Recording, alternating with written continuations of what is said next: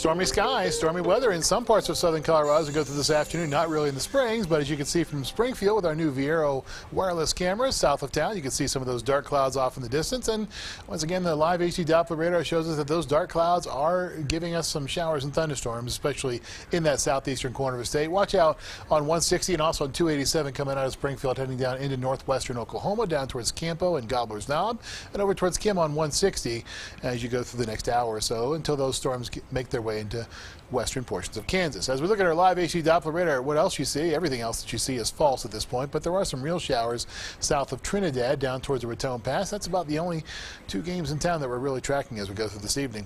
Skyscan satellite radar shows us the direction and speed of these thunderstorms. Again, all off to the east-northeast at this point, at between 20 and 30 miles per hour, depending on which one of these cells that you're looking at. There are a few additional cells in northern portions of New Mexico. Those will clip the southern portion of the state as well, but they'll fade away as we begin to lose the heating of the day over the next little bit.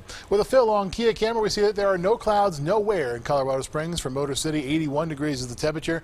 It's a calm wind and traffic flowing smoothly along Interstate 25 as we look at downtown Colorado Springs. It's also fairly warm, 85 in the Springs at the airport, 89 in Canyon City, 97 in Pueblo, pushing the century mark in La Junta, 80 rain-cool degrees in Springfield, 70 in Leadville, 79 in Gunnison.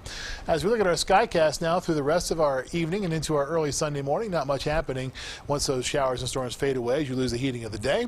As we go through our Sunday morning, more storms pop up. These are west of I-25 over into the high country. They'll make their way across the interstate as we go through the afternoon. Look what happens by 2:15 south of Interstate 70 and to the east of I-25 into portions of Lincoln and Douglas and even into northeastern El Paso County. Watch out for some strong storms there. Also south of Pueblo down towards Walsenburg and Trinidad. Some other storms that will affect I-25 as we go through the afternoon. Some of that will be on the strong side as we go through this afternoon or tomorrow afternoon and tomorrow evening. And you can see what's happening as you go through 545 between La Junta and Lamar on Highway 50.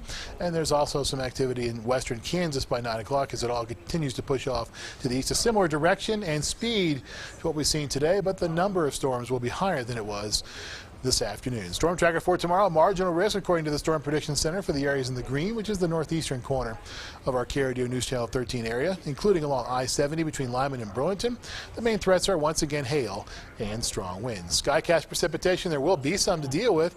If you find yourself underneath one of the thunderstorms, there will be some higher rain totals. You see that about 6/10 of an inch over towards Lamar, and about half an inch in Black Forest, about 4/10 in Woodland Park, about 4/10 also in Beulah, and over towards the high country, there will be less here until you head southwest of Slida, where there will be a complex of thunderstorms in the southwestern corner, I should say, of our KRDO News Channel 13 area.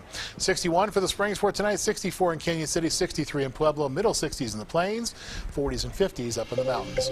7-day forecast for the Springs. High temperatures make their way into the lower 90s again on Monday, then drop back significantly by Wednesday and Thursday. But a brief push of cool air, then it's mid-80s once again by Friday and Saturday, lows in the 50s and 60s across the board.